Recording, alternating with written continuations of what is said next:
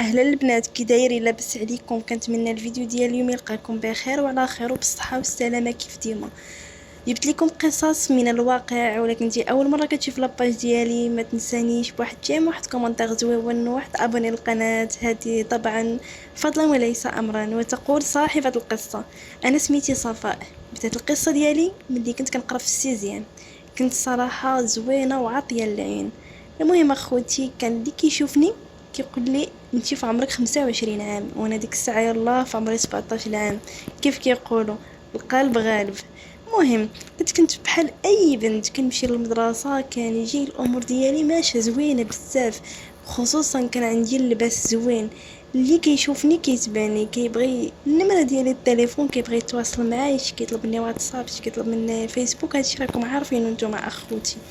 المهم الصراحه كنت عاجبني راسي بزاف، ما نكذبش عليكم، ولكن راه كنت بنت الناس واخا هكاك.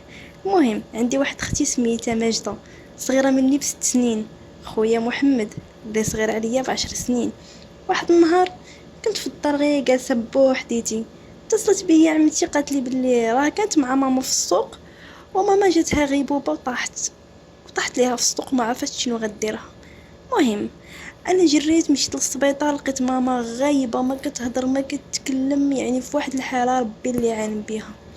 ملي فقت، المهم اخوتي ملي وصلت انا لتما، المهم بقيت كنسول هكا الطبيب وكنبحث على الامور شنو كاين، ومهم باغي نعرف يعني شنو السبب اللي خلاها يعني تطيح في غيبوبه. الام ديالي كانت يعني ما كطيح ما حتى حاجه. المهم الطبيب قال لي راه لابد ما خصها نشدوها اليوم في السبيطار، حيتاش راه طلع لها السكر بزاف.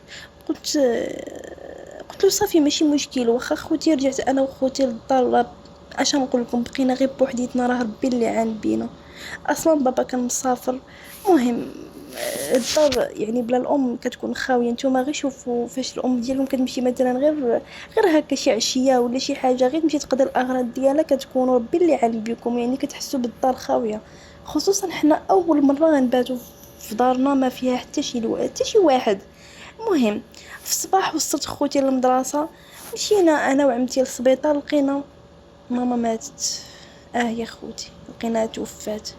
ما عرفتش اشنو طرا ليها، ما عرفتش انا ديك الوقيته بالضبط شنو وقع لها. اش نقول لكم، الدنيا خوتي دارت بيا، جاتني الدوخه، ما عرفتش راسي فين انا. كنت خير راسي بلا ام، يتيمه، ما عندي حتى حد اللي يساندني، ما عندي حتى شي واحد اللي يوقف معايا، ما عندي حتى شي واحد اللي انا اصلا عايشه على ود امي. يعني ما شتي ما نقدرش ما كنتش كنتخيل انني نعيش بلا ام، هذه ما كانتش كتدخلي البال. المهم اخوتي اش نقول لكم، مني ماتت الام ديالي بقيت انا المسؤوله على الدار. با عطيها غير لاله ومالي وتقلقي بالسطالي، راكم عارفينها، عطيها غير السكره. المهم حياته يعني هو عايش حياته، ما كيجيش لعندنا غير مره في العام، كيجي هكا غير يشوفنا و... وصافي ماشي هز المسؤوليه. يعني الاب كتكون يعني قال لك ملي كتكون الام في الدار، يعني الاب واخا كيغيب الام راه كتاخذ ديك المسؤوليه. ولكن راه ملي كتمشي لك الام اللي هي الساس ديال الدار، راه يعني الاب ديالك راه ما غاديش تعولي عليه باللي غادي يصونك وغادي يوفر لك بزاف د الحوايج. الاب ديالي ملي توفات الام ديالي، هو يعني كيجي هكا مره يشوفنا ولا هادي، وماشي زعما داك الاب اللي اتكل عليه. المهم اخوتي دازت عام تقريبا على الموت ديال ماما، وانا تعرفت على واحد الشاب اللي هو زوين بزاف، مؤدب، كان خدام حدا دارنا. المهم مش نقول لكم اخوتي، بقينا كل نهار كنهضروا هكا في التليفون، كنولفوا بعضياتنا. بعض المرات هكا كنخرجوا نتقهواو، ولكن راه ما كنتعطلش، حيت على ود خوتي اللي خليتهم في الدار بوحدهم. يعني انا رجعت مني اب مني ام، وانا مازال صغيره. المهم اخوتي دازت ليام وما بقى والو، ما بقى حتى شي واحد اخوتي كيجي عندنا، ولا ما حتى واحد ما كيزورنا، ولا يقول لي يلا نمشيو نشوفوا غير دوك اليتامى كي دايرين، ولا خالاتي ولا عماماتي كلشي مشاو خلانا. بابا كيعيط لنا، كيعيط هكا مره في الشهر، هادشي الا نساو هز التليفون وتفكرنا. كيصيفط الفلوس باش نصرف هكا على خوتي، ماشي هكا شي فلوس ولا شي حاجه، يعني شي حاجه بسيطه وصافي. المهم ولا عندي فراغ عاطفي اخوتي من ناحيه ديال الاهل، لكن هاد الشخص اللي تعرفت عليه ما خلاليش داك الفراغ اللي كنت كنحس به. كان معمر ليا حياتي بزاف، هو اللي بغيته وبغاني وكان كيخليني اسعد وحده في العالم. كان شتي كان كيتصرف معايا واحد التصرفات اللي في شكل كيدير المستحيل باش يشوفني انني فرحانه. لكن اخوتي، جا واحد النهار اللي كنت كنعيط على هاد الشخص في التليفون كنلقاه مشغول. فين ما نعيط له كنلقاه دايما مشغول، دايما كيهضر في التليفون. صاحبتي حياة كانت كتحضيه ليا من بعيد، بطبيعة الحال انا اللي قلت لها عافاك حضيه لي، حيت كنت صراحة كنثيق فيها بزاف. المهم مشيت عند حياة للدار، قلت لها باللي السيد اللي كنهضر معاه هاد الايامات راه ما عجبنيش وباللي راه تغير عليا وتبدل. المهم داك السيد اللي تعرفت عليه في الاول يعني ماشي هو اللي هو ديال دابا. كانت هي الجواب ديالها بكل بروده: اي والله يهديك، حتى انتي مالكي لاصقه فيه. هذه هي باش جاوباتني. المهم قالت لي شوف خليه فرحته وخليه يشوف مصلحته، ما تبقايش انتي كتبغي زعما كتضايقيه ولا شي حاجه. اش نقول لكم، انا ما بقيت عارفه والو، ما بقيت عارفه لا شنو نقول ولا والو. الصراحه وليت حايره واش نمشي لعندو البلاصه ديال الخدمه ولا شنو غندير. المهم مشيت للحانوت شريت نمره جديده وعيطت له بها. المهم قلت له الو لاباس عليك بخير؟ حتى هو قال لي لاباس الحمد لله. هو يقول لي شكون معايا. المهم اخوتي قلت له انا راني صافا، مالك زعما كقلبتي عليا وهادي ياك لاباس؟ هو يقول لي لا لا والو باس، راني غير مشطون مع امي راه مريضه وكذا، وراني يعني ماشي هو هذاك على داك الشيء وسمحي لي. هو يقول لي شوفي قطعي من بعد ودابا نعيط لك. المهم قال لي شوف نهار السبت ان شاء الله غادي نعيط لك ونتلاقاو. قلت له صافي واخا. شتي اخوتي ما دازوا لي دوك الايام حتى غفر لي ربي الذنوب. بقيت كنتسنى داك نهار السبت بحال شي حمقى. بقيت كنتسنى. المهم دازت ديك الايام وها بزز باش وصل لي، باش جا داك النهار ديال السبت. المهم لبست احسن ما عندي وقديت حالتي، وصلت بطبيعه الحال خوتي للمدرسه وتلاقيته. المهم سلمنا كيف العاده على بعضياتنا، ولكن هو راه ماشي داك الشخص اللي تلاقيته النهار الاول، بدل بزاف. قلت له مالك؟ وهو يقول لي صافا شوفي انا راني ناوي نتزوج بيك، واش كاين مع من دوي يعني الاهل ديالي ولا شي واحد اللي يهضر معاه؟ قلت واش كتهضر بصح؟ قال لي شنو واش كنلعبوا حنا؟ شتي خوتي فرحت بزاف كنت غادي نطير. قلت واخيرا غادي نولي مراتو ونكون حلالو وما نبقاش نخاف يعني من هضره الناس. يعني راكم عارفين المجتمع ديالنا راه ما كيرحمش، يقولوا بنت فلان ولا هادي، وانا ما كنبغيش شي واحد يهضر عليا ولا ينعت عليا. المهم انا عيطت على بابا في الليل وطلبت منه انه يجي السيمانه الجايه باش يتفاهم هو وياه. المهم بعدها الله وجا وتكلم هو وياه، غير يعني تكلموا غير بالتليفون، تفاهموا على نهار الخطوبه. ولكن وقعت واحد الكارثه، ان عادل مشى خطب صاحبتي. اش نقول لكم اخوتي، تخيلوا بكيت مرضت كنت غادي نحماق، قطعت على وقفتي. ما قدرتش نتصور. يعني تخيلوا معايا ان الهديه اللي كانت غتجيك انتي داخله لدار حياه. كنت كنقول شنو واقع، واش كنحلم؟ ما بقيتش فاهمه حتى شي حاجه. بابا شنقول لكم، عايرني ضربني جاب لي السكره قتلني بالعصا، فرشخ عليا القراعي ديال السكره، ما خلى فيا غير اللي نصا. المهم راسي كامل دمايات. اش نقول لكم، مرضت وتعقدت من جهه ديال الشخص اللي كنبغي، ومن جهه ديال حياه صاحبتي، ومن جهه بابا. الحياه ما رحمتنيش اخوتي. المهم اخوتي اش نقول لكم، مشى بحالو بابا وخلاني انا وخوتي، وانا بقيت كنقاسي وكنعاني بزاف. كل نهار كنشوف حب قلبي كيدوز قدامي هو وحياة، واليد في اليد. صافي ما بقيتش قادره انا نعيش. شحال من مره فكرت في الانتحار، ولكن كنقول على اش نقول لكم، كنقول ان على وجه دوك ولا يعني خوتي مازال صغار، ما نقدرش انني يعني نغصبهم هكا. المهم وليت واحد الانسانه اللي عصبيه بزاف، مرضت بمرض نفسي اللي صعيب بزاف. كل نهار كنبكي وما بقيتش كنمشي للمدرسه، خصوصا ان كانوا ديك الساعه الشهور الاخرين اللي غادي نبريباري فيهم الباك ديالي. دوزت ايام خايبه بزاف في الدار، مقابله الدار وخوتي، ومقابله راسي اللي غادي نحماق. كيفاش يعني حب قلبي اللي كان كل حاجه في حياتي تخلى عليا من بعد ما مشات ماما وخلاتني بوحديتي. بابا اللي بابا بطبيعة الحال ما مسروقش لينا، عايش حياته في بلاد بعيدة. المهم اخوتي دازت ايام جاو الامتحانات الوطنيه، واختكم راه ما موجده حتى شي حاجه، ما موجده حتى زفته، ما قاريه حتى حاجه. المهم مشيت غير على الله، قلت ندوز وصافي. مشيت دوزت بطبيعه الحال، يعني كيف ما كيقولوا من زرع حصاد.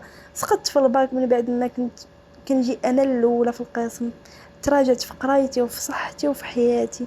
المهم ملي سقطت عاوتاني تحطمت، لقيت راسي عايشه بلا فايده، يعني انا غير متقله على هاد الكره الارضيه. المهم اخوتي داز الصيف، بابا ما سول فينا ما والو، حتى جا عمي عندنا للدار وقال لينا باللي بابا راه كان سكران ودار قصيده وقتل البنت وماماها ودخلها دابا للحبس. يا خوتي. المهم وطلب مننا عمي اننا نمشيو، يعني نقلبوا فين نسكنوا ونخويو الدار، لحقاش كنا عايشين حنا في الدار ديال جدي. بقيت كنقول علاش انا ما عنديش الصبر، وعلاش ربي انا مكتب لي هكا نعيش. ما بقيت فاهمه حتى شي حاجه. المهم جاتني كرايز، يعني اللي ما بقيت عارفه راسي شنو كندير. صافي هزوني اخوتي للطبيب. الطبيب قال لي عندي الاعصاب في الراس وعندي اكتئاب وما خاصنيش نبقى نتقلق. قلت له كي غندير يا طبيب، كي غندير انني ما نتقلقش، وشوف حالتي كيفاش، وشوف الدنيا كيفاش لاحتني. المهم عمي بطبيعه الحال صبر علينا شويه، نجلسوا في الدار حتى لواحد النهار جات كتدق علينا في الباب اخت حياه. ايوا بكل بروده جات كتعرضني لعرس حياه والشخص اللي كنبغي. هذيك الساعه كنت كنفكر ننتحر فعلا، انني قررت ننتحر، لكن فكرت في خوتي شكون غادي يقابلهم. نعرضت الشيطان وقررت نمشي للعرس. يا خوتي مشيت للعرس، دخلت سلمت على ماما حياه. صافي دزت واحد شويه وهي خرجت العروسه والعريس. اش نقول لكم، ما قدرتش نحبس دموعي وما قدرتش نصبر، تقهرت. جاتني واحد الاحساس شكل من اللي شفتو معاها. شافني حب قلبي وتلف، ما عرف ما يدير، بقى غير كيشوف فيا وما ما بغاش يشوف شي حاجه اخرى. المهم اخوتي طلعت للسطح، قلت نشم غير شويه ديال الهوا حيت راني غادي نتسطى. طلعت للسطح، تبعني هو، قال لي صفاء. انا جاوبته، قلت له شوف مبروك عليك ياك لاباس اخويا. المهم قال لي شوف صفاء، انا كنعترف بالخطا ديالي، انا خنتك وتبعت حياتي وكانت كتجي عندي وكتكذب عليا وما عرفتش شنو واقع لي. وهو يقول لي انا ما فاهم والو، كيفاش درت تتزوجت بها. قلت له انا شوف هاد الهضره كل ما عندي ما ندير بها.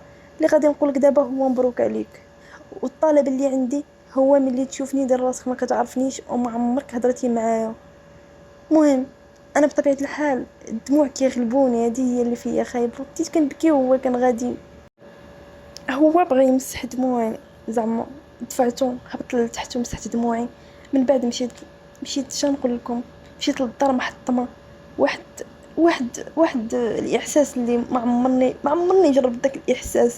تقهرت بزاف في الحياه، مثل الموت ديال امي الله يرحمها.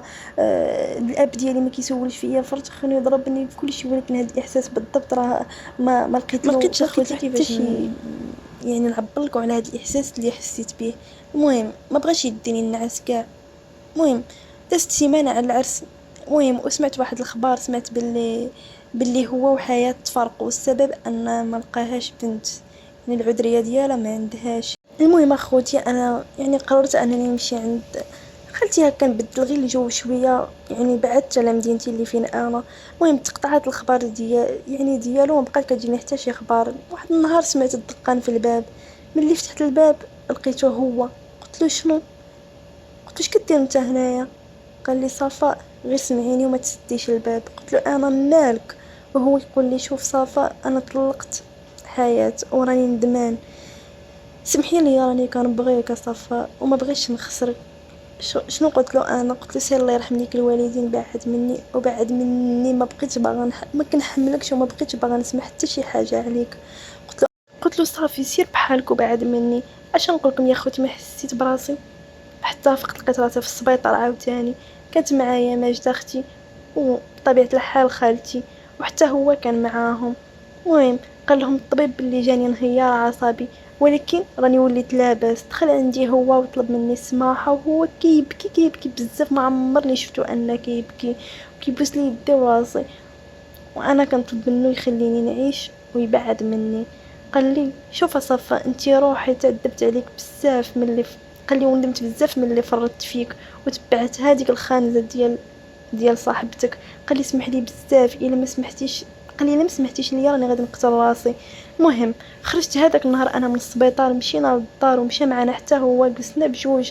يعني عاود لي شنو وقع بالضبط، خلاني يعني ملي عاود لي شنو قاتلو خلاني مشوكيه بزاف. لان قاتلو بلي راني انا كنمشي للبيران وكنشطح وما كنخلي ما ندير و وقالت له يعني بعد منا راه ما غاديش تصلاح لك، هاد السبب اللي خلى يعني خلاه يتزوج بها. وقال لي ان لقيتها ماشي بنت، واعترفت لي باللي كذبات عليا وهو ندمان بزاف. المهم ونقل الخدمه ديالو على اللي فين ساكنه انا يعني مع خالتي. شرا الدار وكتبها بسميتي دابا، وهداها ليا بمناسبة عيد ميلادي 21 عام. وطلب مني الزواج ووافقت. وافق هو على شروطي كلهم، بما فيه أن خوتي يعيشوا معايا معززين مكرمين، وعشنا في دار وحدة أنا وهو وخوتي. المهم ودابا راه تزاد عندنا توأم، زيد وزياد. وهذه هي نهاية القصة.